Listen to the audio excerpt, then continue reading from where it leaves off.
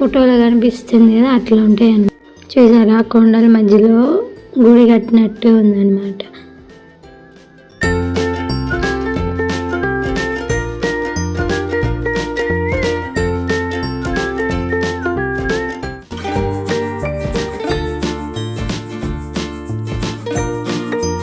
వచ్చేసి పరశురాముడి గుడి అనమాట. ఇదే ధ్వజస్తంభం. మనకి ధ్వజస్తంభాలు వేరుగుంటాయి, ఇక్కడ వేరుగుంటాయి.